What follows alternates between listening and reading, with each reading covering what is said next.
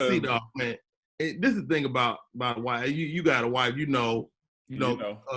Chris, it's the same thing. We all got these beautiful ladies that have decided to walk through life with us. But 90 days is a lot, dude. I mean, we was up in here, we'd have fell in love and out of love at least 5 or 6 times. And this is what I realized though, is we have different ways of conflict resolution. Like my wife is really passive aggressive, so she won't say she mad, but she'll do stuff. Like she lactose intolerant, right? So she'll go down there, eat some ice cream and drink that milk, and then come in the bedroom food all night. You know what I mean? Right. Now I gotta sleep through Beirut. It ain't fair. What's up, Hallelujah Nation? Hey, we got a great combo for you today. We're talking to comedian Rodney Perry. He's a great friend of Hallelujah. He's a real good friend of Hallelujah. He's killed the stage many times. Hey, but before we jump into the conversation, if you're not part of the Hallelujah Nation, hit the subscribe button below. Share with all your friends. And if you want to know when we're dropping new content, hit the bell. All right? I'll see you on the other side. Peace.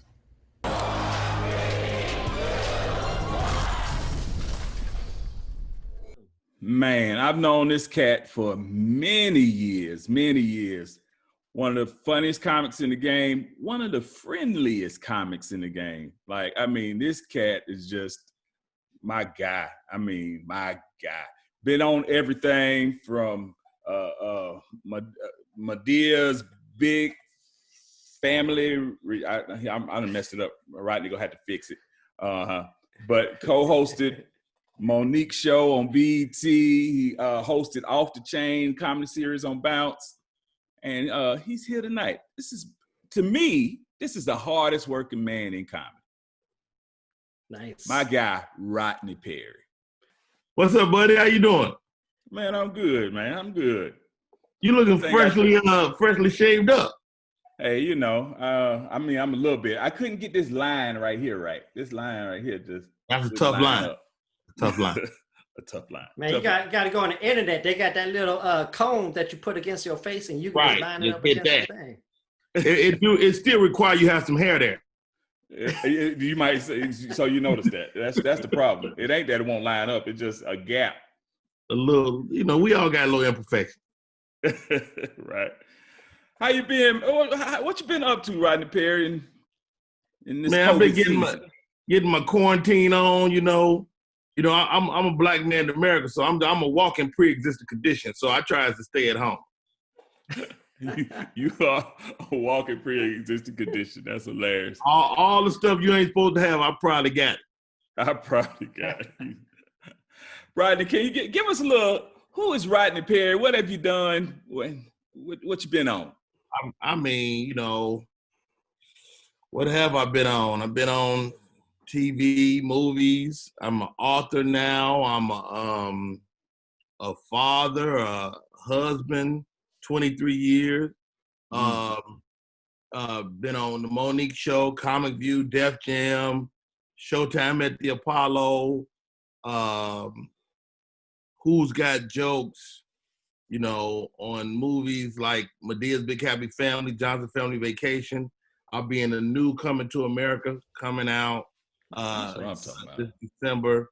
And, I just believe in work, man. Dude. And that's what I said, dude. I don't know nobody else who worked harder than Rodney Perry.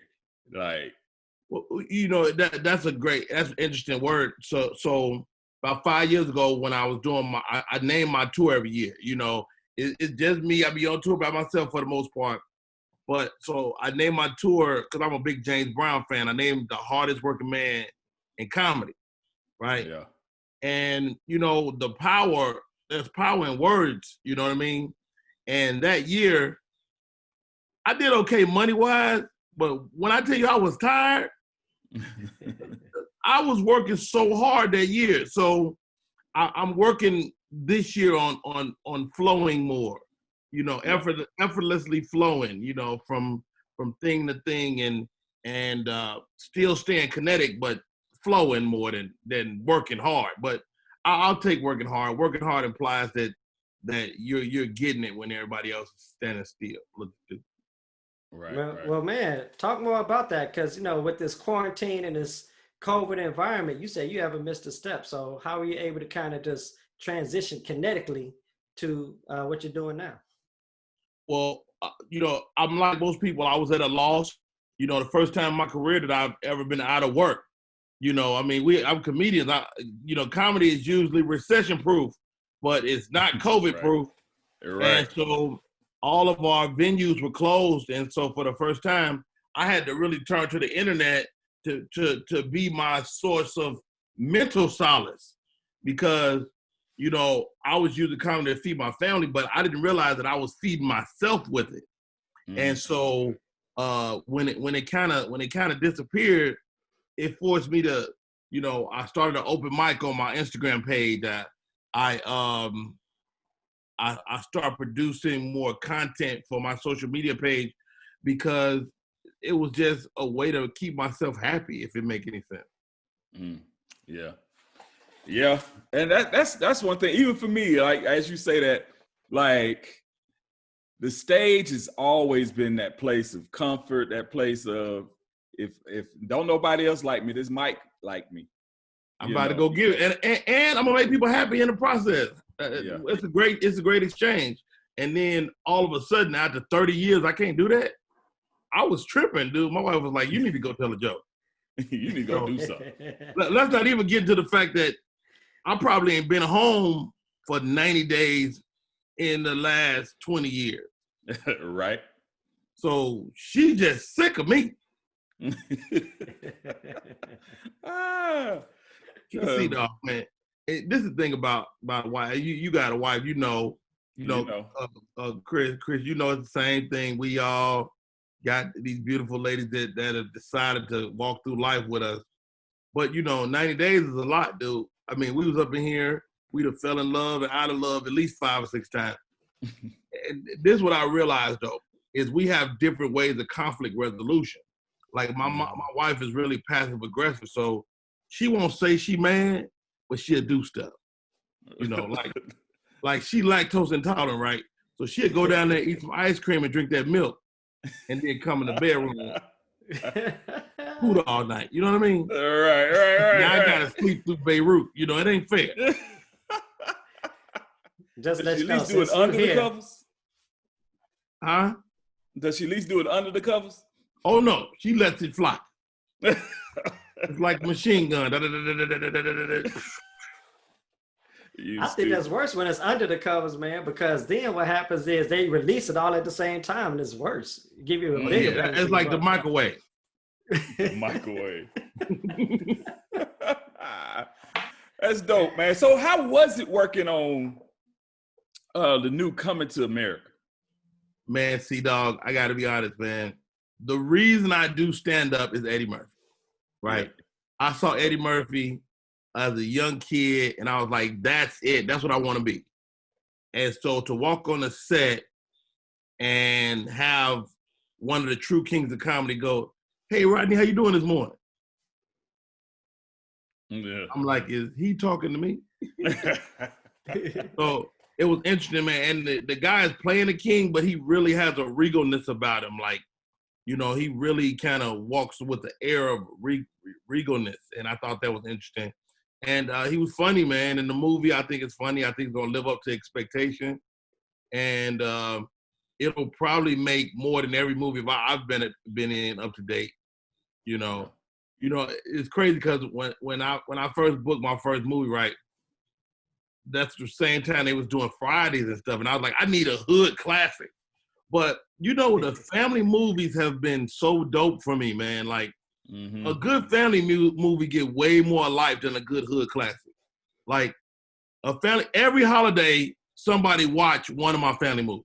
Right. Every single holiday. Easter, Thanksgiving, Valentine, all the holidays. One of my, like, Jonathan Family or Medea gonna get watched over and over and over. It's amazing. So thank you, Tyler Perry and Sid the Entertainer, for the residual checks, man. Hey, I'm with you on that. Exactly. They talk about those outliers like Hallmark and Lifetime. Like, you find yourself watching, like, why am I watching Lifetime and why has it been 4 hours? Dude, let me tell you something. Lifetime, I'll be rooting. Run, girl. Don't let him do that to you. Right. Put your guard up. Yeah, can't you block? Can you block? Oh, you a hardworking cat. We talked about another hardworking cat is Tyler Perry. Like, what was it like to work with Tyler Perry? Exactly that. I found the dude. Okay, first of all, the dude wrote the movie. He's producing it. He's directing it, and he's playing like 3 characters. And here goes C-Dawg. You ever seen an actor be like trying to act like he's doing some dramatic stuff and pause? If you pause too long, Madea gonna take your line. Pause if you want to. And what I was about to say is, that's my line. I know my line. I was pausing. No. Yeah, that was crazy. But I mean, we got to go to his house doing shooting, and I got to ask him some questions. First of all, get this: couldn't take no pictures in his house. Oh wow. He had some type of special lighting, made all our pictures turn black. I swear. Really? Yeah. You on the camera phone? Dude, I ain't got no camera. That's all I'm talking about. I was like, when my wife tried to take a selfie, and it came out black. We was like, oh, it's something in here. So we tripped over that. But I got to ask him, I was like, man, did you see all of this when you were sleeping in your car? He was like, no, not no more. Did you see where you going? But, you just got to keep going up the road. And he gave me that advice, and you just got to keep putting one foot in front of the other, man. Yeah, that's dope. That's dope. Man, talk about that, for the people, because when you say 30 years, the hardest working man in comedy, what are some of those success principles that it doesn't matter if it's straight comedy, but anybody can apply to their life, of what has brought you through your journey? That's a great question, man. For me, oftentimes I get young comedians or actors but this works for anybody. I think the secret to a long life, longevity has its place. The secret to longevity is find what you love to do it, and don't quit. I mean, the only way you lose in this game, in this life, is to quit. God is going to continue to afford you opportunity, and you just got to stay. Because what we don't have, and I tell my kids this in reference to life, is that we don't have the details. All God says is you gonna get blessed. You don't know when. You think it's gonna happen this year, but it might not be your year. Right. And that's okay. I tell you what, 2020 to hit a lot of people in the forehead with this ain't your year. Say that again. Man, look here. But it still might be your year. Mm. It might not come to September. Your year might be running late. Right. Look at you. That's a good word right there, Rodney. I got an occasional word. Don't tell nobody. We ain't gonna tell nobody. Don't make me get my book out now. Yeah. I ain't no C-Dawg, but I know some stuff. Hey, you know what? You got a crease in it too, so I know you'd have opened it. I appreciate it. I opened it once or twice. I ain't highlighted as much as I should because, But tell people who was your mama? My mother is Miss Venice Coleman. She was a CME minister, and she's gone now. But yeah, she prepared me. She prepared me in a lot of respects. And the Bible say raise a kid, and he'll return to those ways, and that's been true. And I paraphrase too. Don't. I do too. I'm the new hood version of the Bible. The NHV. The NHV. The NHV version. Hilarious. But Miss Vince, Mama Venice raised us well. Yeah, that's dope, man. And I'm the oldest, so not only did she raise me, she's my mother, but she was my friend. Yeah. And so, I learned a valuable lesson too when she passed, man, that one, I didn't really understand death until that point. And as a as a person, human being, you have friends that lose people, and you try to be there for them. And my first lesson when my mom passed away is I said all the wrong things. Mm. You know, you think, you know, hey man, if you need anything, first of all, don't say that. You know, because I'm telling you, so when you lose somebody, by the time you hear that about 50 times, you start thinking of crazy stuff to ask for. You know what? You give me 27 steaks. I mean, you said if I need anything. If I need anything, you said anything.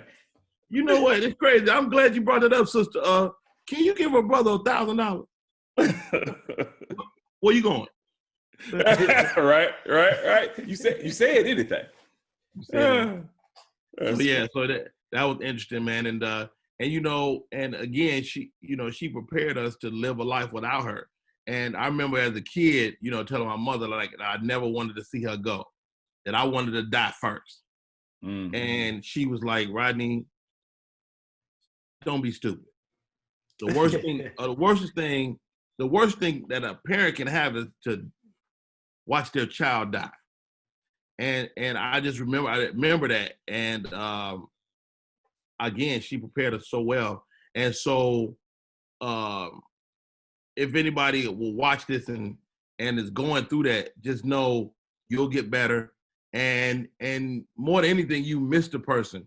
Because if you believe what we believe, it's cracking on the other side. Say that again. Say that again.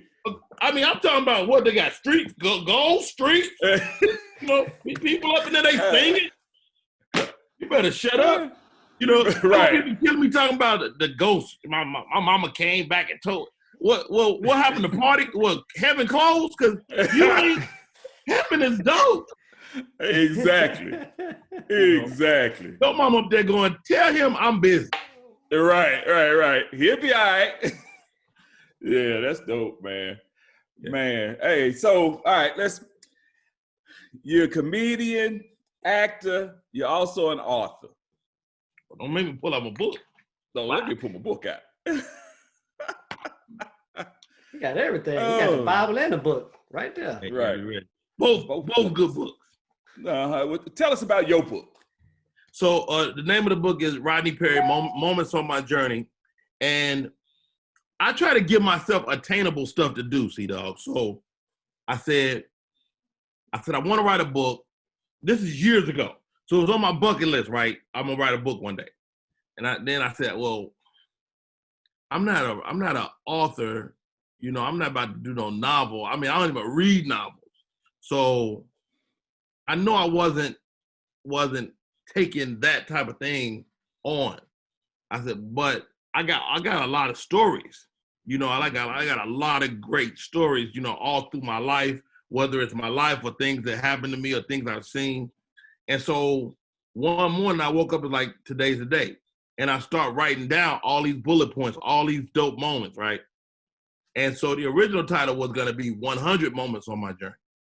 Mm. And as I wrote the bullets down, I ended up with like 130, 150 moments. And so I was like, okay, it's not 100 moments. It's more like, it's just moments.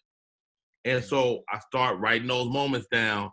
And I actually, so almost 4 years ago, I had a stroke. So I had to really figure out a way to do this without typing it. Because I was home, but physically I couldn't type, at least not fast enough to get it out of my head in a timely manner. And so I had a friend of mine who's an author that gave me a great tool. I used this dictation software, and I would dictate my chapters into my phone, and they would transcribe it on the website I put it on. And dude, that saved me so much time and energy, and it allowed me, so when you read my book, it reads like you're talking to me. And so it was a great moment. And, you know, more than anything, I mean, it's a cool thing to sell on the road, of course, a cool piece of merchandise, but it's really for my kids, man, you know, to know that what their dad was thinking at any given point in time, you know. And so that's what this book is for. And guess what I'm doing now? So I'm taking the same name and I'm writing a one-man show based on those moments.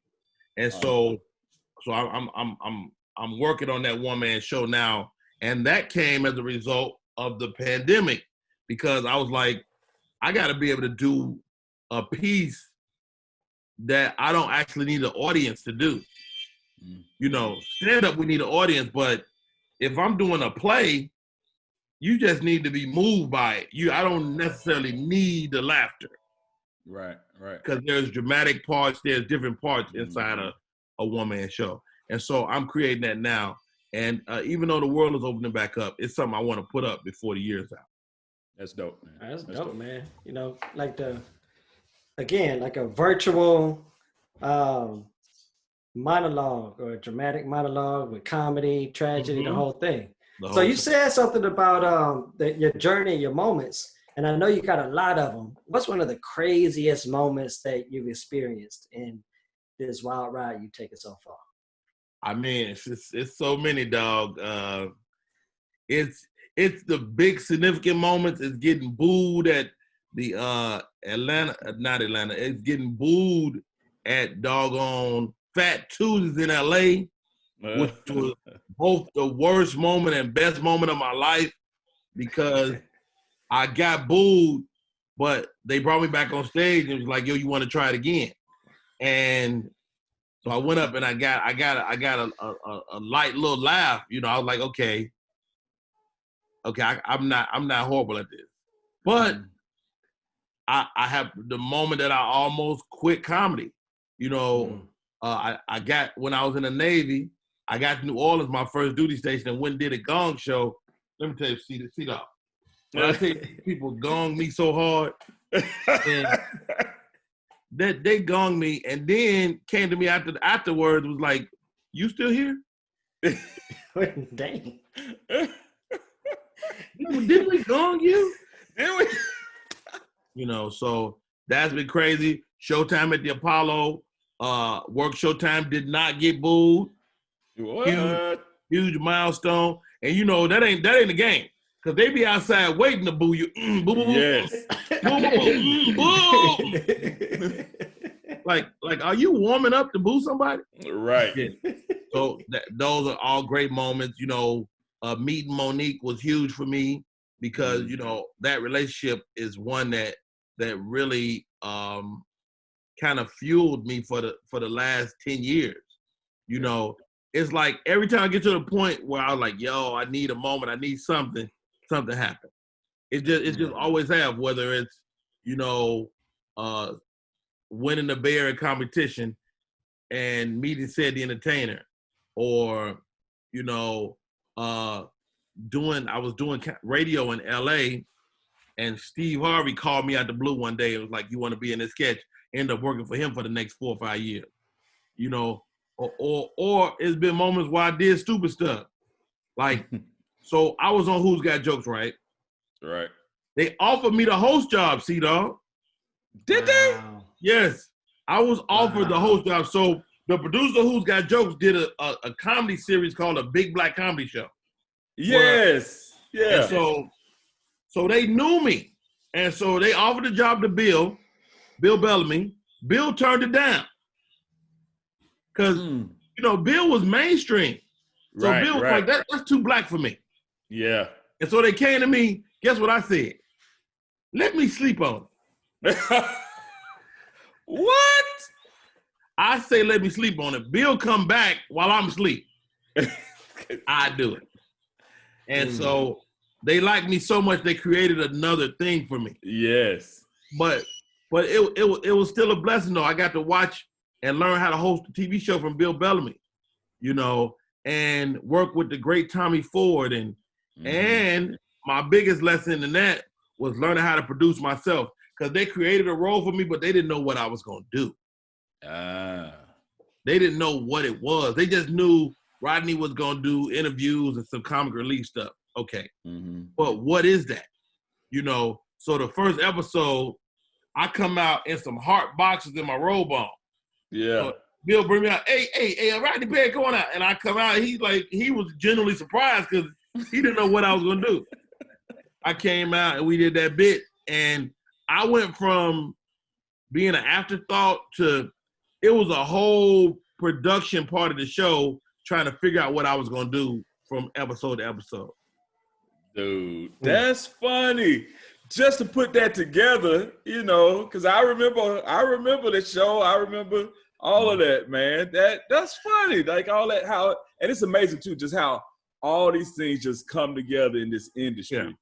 Yeah, man. It's so get this. So a quick story. So we doing Who's Got Jokes. Yeah. We had I think we did 7 seasons. So we was at season 5. We in Vegas. Our executive producer, Ralph Farquhar, has got a homie that has animals. Now, mind you, animals, you heard me. And Siegfried and Roy had just had an accident. Oh, right. Okay? So they come to me, hey, Rod, man, it's going to be a great season. We're in Vegas. I'm like, yeah, it's cool. Hey, man, we want you to do a bit, man, with a lion. Say again? Right. We want you to do a bit with a lion. Man, I don't know about that, man. Didn't Siegfried, one of them just get ate up, and they've been handling lions for years and years.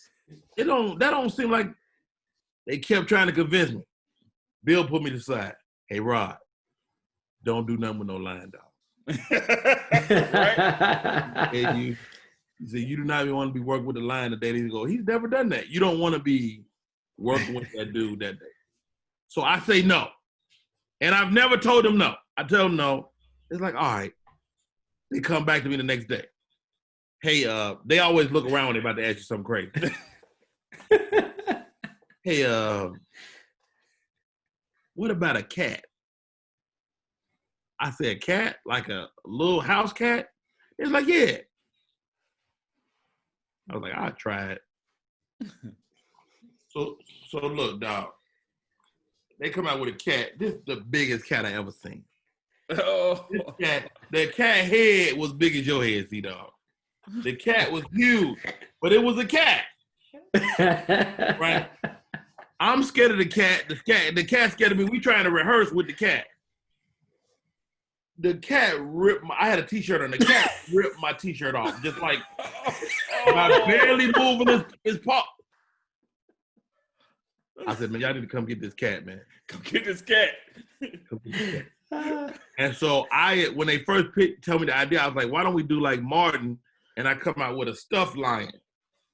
And they was like, nah, that's whack. I was like, it's funny, Martin did it. We just do that. We end up doing that. Really? It was a funny bit, yeah. That's funny.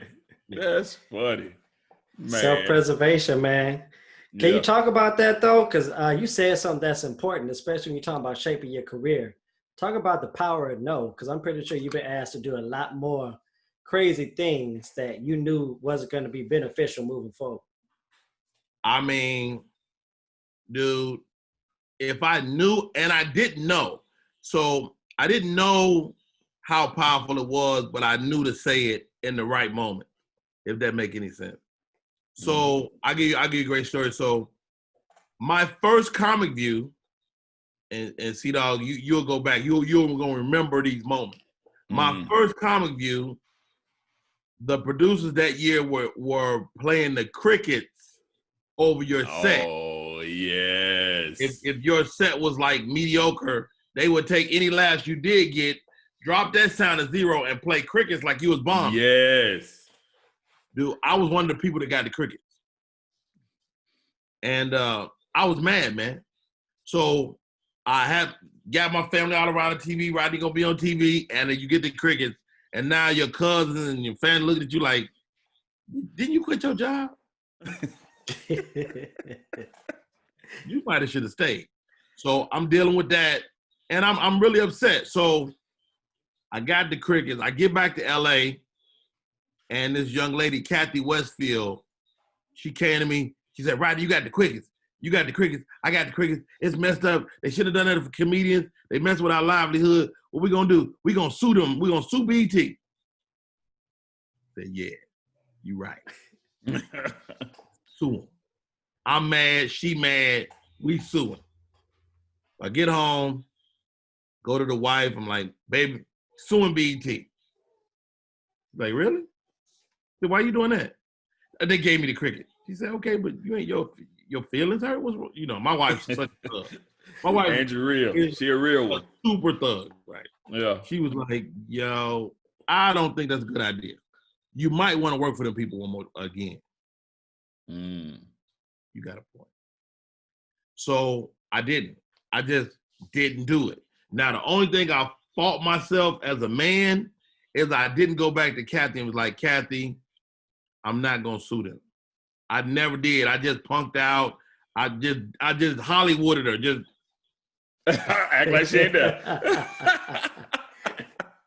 And I was all type of punk. She was so mad at me, and I haven't been in the same room with her since then. But you know, if she used to watch this, Kathy, I apologize. I'm sorry, because it was wrong. Just as a man, you got to own up your no, and I just didn't own my no. And but the no was beneficial to me because I would end up working with BET much later.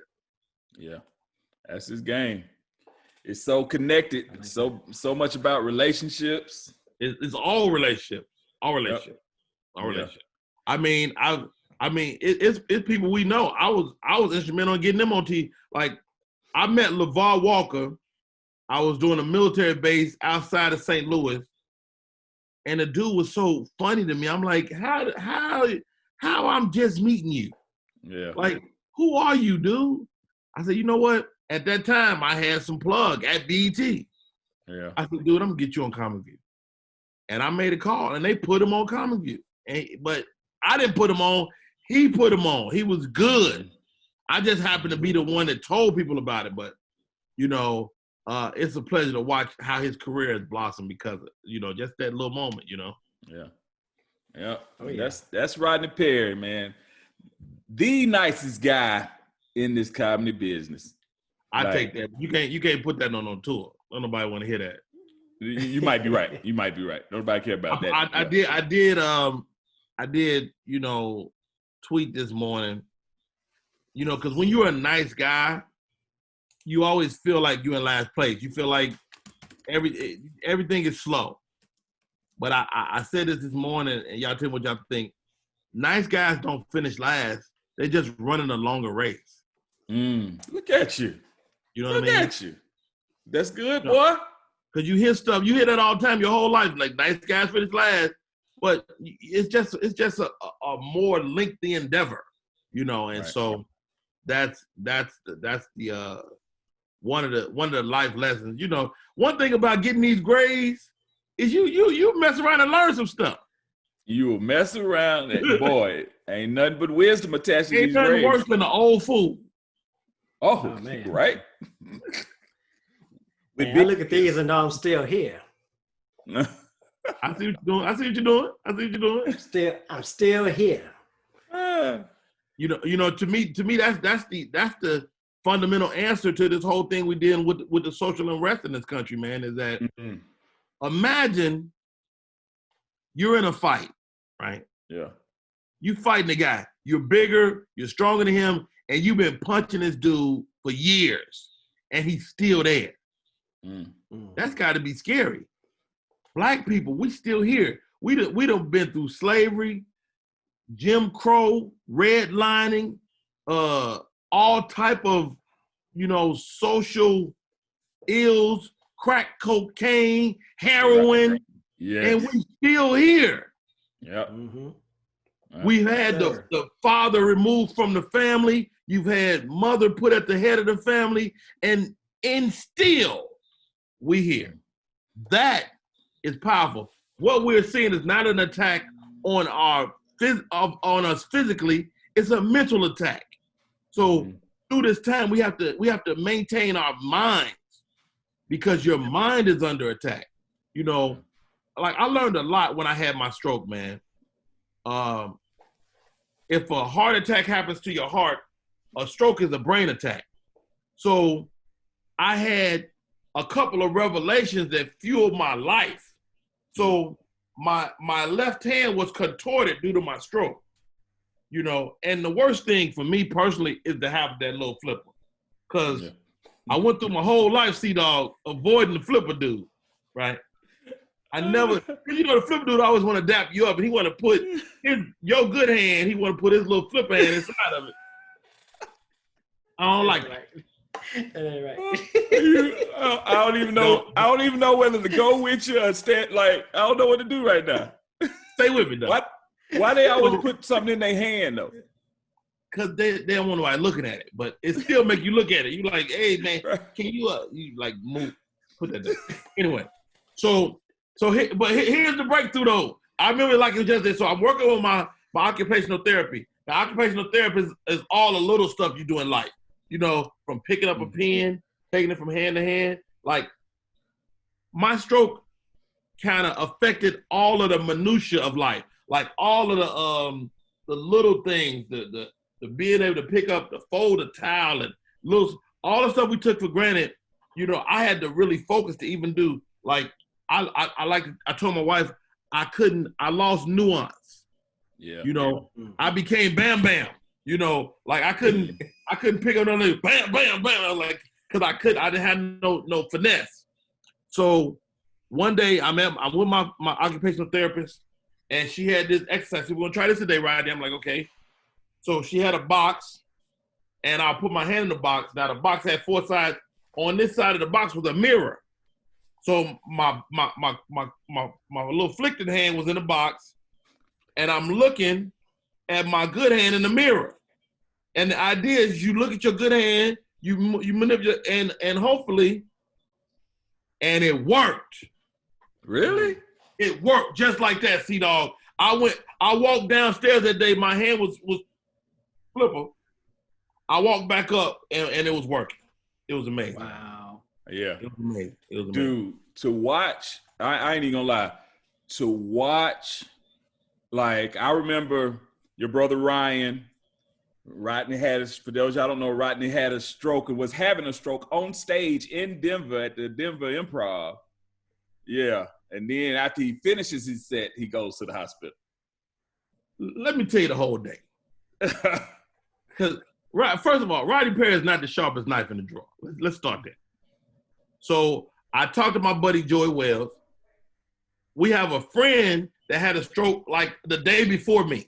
So my stroke was on a Friday. Her stroke was like on a Wednesday, so like 2 days before. So Joey finally got me on the phone. He was telling me about that. As he was telling me what she was going through, I was like, yo, I feel like that right now, right? So I'm in a hotel room. I'm in Denver. I talked to Hank Denson. Hank is not a doctor, but he's close to a doctor. Right. And Hank said the magic word, go get your blood pressure checked. So I pull myself together. I go across the street to Walmart. What type of... I ain't even thinking to go to the doctor. I went to Walmart. I go to Walmart, stick my arm in the sleeve at Walmart. My blood pressure was 221/140. Oh my goodness. C-Dawg, it was crazy. Yes. Mr. Cocktail, my blood pressure was through the roof. And what did you do after that? You still did the show. Went back to my room and played some Madden. Get out of here. Let me just sit down. I was scared to take a nap. So and it's almost showtime. I'm thinking about, I need this little money to get home.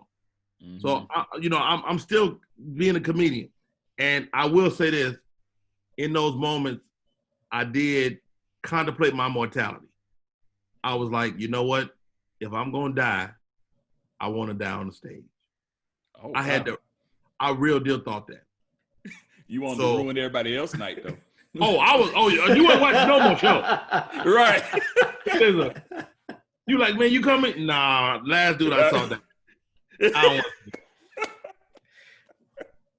So they're like, yo, how was the set? Yo, he killed. He literally killed himself.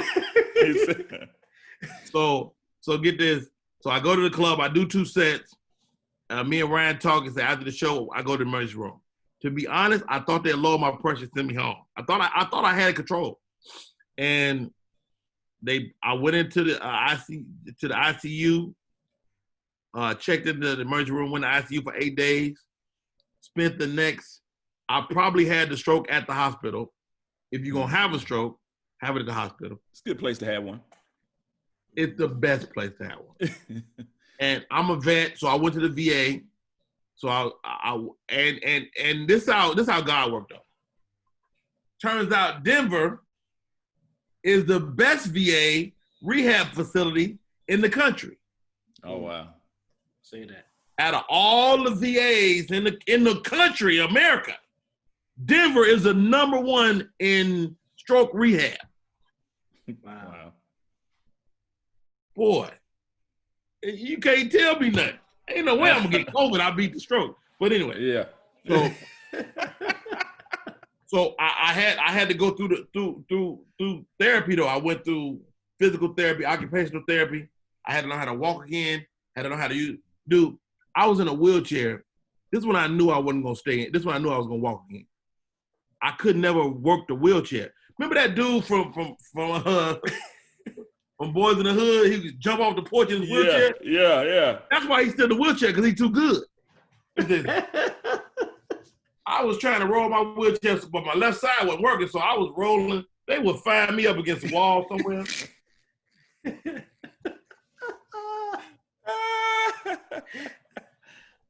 Dude, I wish I was joking about that. Dude, I was still going live, C-Dawg. I was going live. I know. I thought I was saying some fly stuff. I thought in my mind, I was like, hey, everybody, it's your boy Rodney Perry, had a little stroke. Hope y'all, hey, thanks for your prayers. Appreciate y'all, man. God bless y'all. I'm gonna be all right. Stroke ain't gonna get me. That's what I thought I was saying. Right. I What saw I the really video. was saying was Baba Dibba. Yes.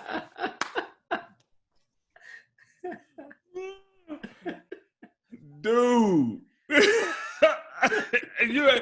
The funny part is, it ain't even funny, but it's so real. Like, I saw the video. It's still up. It's still on Facebook. Facebook, you can't delete nothing on Facebook. It's videos of me talking to that camera. Like I was in my mind, I'm telling you, I'm talking slow. In my mind, I'm cooking like right now. I felt like I'm talking like right now. I wasn't. Yeah, no. And so I had some real deal revelations though during that time, man. Like, here goes one. So I had some, conversation with God. I don't know how y'all God talk, but my God talk like me. He scolded me a little bit. He's like, "You stupid. What you doing? Why you so dumb?" He be saying stuff like that. So I asked him, I said, "God, why me?" He said, "Why not you? Why not you get to tell the story? Why not you get to recover from this? Why not you be able to walk around and tell people how dope I am?" And I said, "Okay, that's cool. But you could have texted me this stroke." Right. He said, "Shut up." You're like, hey, I waited till you got to the hospital. You lucky. I could have gave it to you yesterday. Right. Playing. I said, "You got a point." Then I was like, what am I to learn?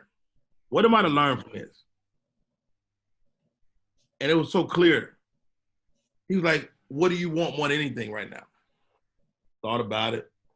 At that time, I was confined to a wheelchair. I couldn't get out of my bed. And I said, you know what I want really more than anything? And I never thought I'd say this. I mean, I spent my whole career trying to get out to success. That's the thing. If I could rub a lamp, that's what I would ask for. If I could ask a genie, I would ask a genie for success. But right now, what I want more than anything is to take a single step. Let's take a single step. And I just heard him go, that's it. I'm like, what do you mean? He said, that's it. You've been trying to get out there your whole career. You've been trying to get way out to that thing, and now all you want is to take a single step. That's it. Think about it. If you could take a step, you can get out there. Yeah. If you could take a single step, toward your goal, your passion, your love, your energy every day, if you could take a single step, you can get way out there. You can make 1,000,000 steps if you can make one. And that was my learning moment, my learning point. And I've had opportunity since then to meet so many stroke survivors, and they all have some deficit. And Rodney Perry gets to walk around with little or no deficit. Yeah. You know. Now, don't get me wrong. I'm still like a cell phone that won't keep a charge though. I be needing my little naps. Like I just woke up before I talked to y'all. I was like, I need a nap. I'm gonna talk to them at 6. I need to funk out at 5. Yeah. But nah, that's beautiful, man. I mean, just encouragement, man. And just to let you know how much of encouragement, like, dude, to watch you go hard like that. And it's a whole different thing. Like, I knew you was a hard worker on the stage, but to watch somebody go hard at life, when life throws it at them, it's motivation. Like, then who am I to complain? You know, and so I've always appreciated that about you. One thing, something that you told me that you might not even know, but like, and I always take it to heart, is when in the business of comedy, was you always told me, treat it like a job. Like, hey, get up in the morning, clock in, you know, make sure I'm in my office. Yeah. But it's that, like, because it's so easy to not take life seriously, you know, and then especially even as a comedian, you know, but it said to me, like, steward well what you've been given. That's what it said to me. Now that sounds like it's in there. What is that? That's in the King James version. I know that's in there. You stupid, but and that's what, man. So I had to have this interview, and so, man, like, I really do appreciate Rodney Perry, like the friendship. Hey, when we was at the Savoy in LA and I couldn't get in because I had a t-shirt on, Rodney Perry came outside and got me. Come on, man. Hey, man, come on, man. Let him in. Move, get out the way. That's my boy right there. Yeah. Yes. So always been my boy, man. Always been my friend. And, man, one of the funniest dudes in town. Rodney, tell everybody where they can find you. Hold on. Y'all got Christians over here, right? Y'all might need to. I'm motivational, but I'll be cussing still. No, I'm easy to find, man. Rodney Perry, Rodney Perry Live, all of social media. It ain't never that bad, you know. And whatever you're going through, you're gonna get through it. You know, I think, you know, one thing about life has shown us, like, think about the stuff that flustered you 20 years ago. It don't fluster you no more. Like, you know what I'm saying? Like, even this whole pandemic, you might be a little scared, but you like, yeah, but Ebola was worse. Right. Yeah, they bleeding out their eyes. You know what I mean? So Magic still got HIV. We gonna be all right. We gonna be all right. We'll be all right. And black people, we done beat everything. They can't take us out. Yeah. Nope. You think that we made it through slavery and gonna get took out by COVID-19? I don't think so. Right. That's it. That's what. Okay, Rodney Field with the word. And this too shall pass. That's what it said. That's what it said. And this too shall pass. Yeah. Man, appreciate you, man. Always coming through. Yeah. Chris, you close it out. I don't normally close it out. You close it out. No, man, I'm just sitting here soaking it all in, enamored. And I just want to say my piece too, because Rodney, when you came to Atlanta, you were already highly touted. Everybody knew you when you came to the city. The city was on fire. And then you just came to the show, and everybody you met in Atlanta that were artists that were doing their thing, you took your time to go to the open mics. You took your time to come to the shows. You never turned down invitations. You didn't say, oh, I need an appearance for you to show up. You always were that person that was just willing to help. I take it now, though. Hey, exactly. I was like, don't get it twisted. Don't get it twisted.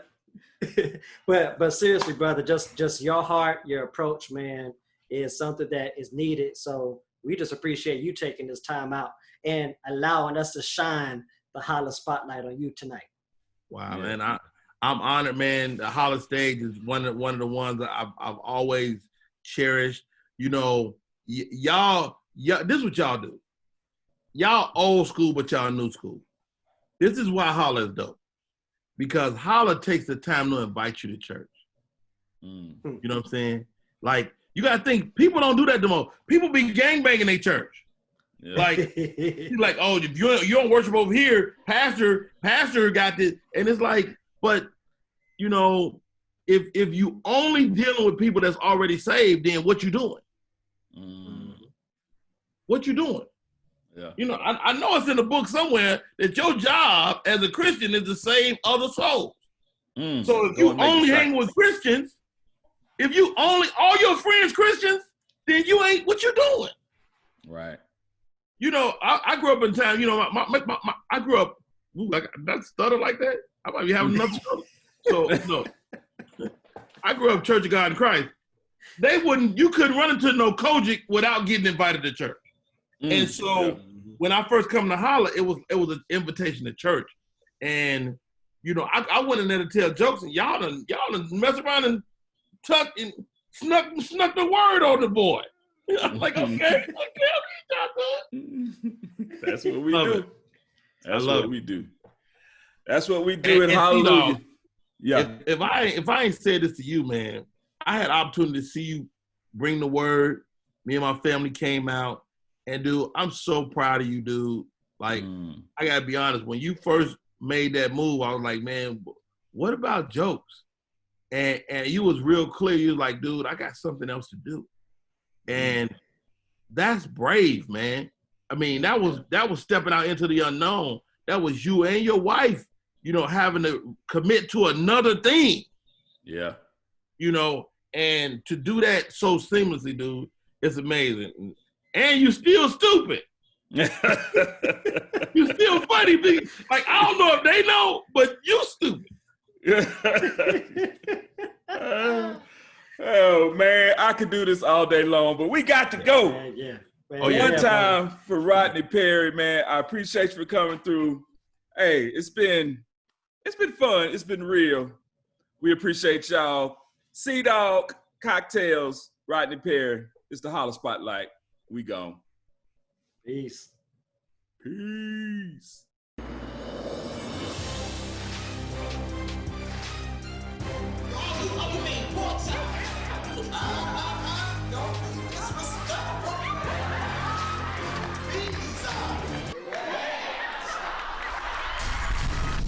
Shut it!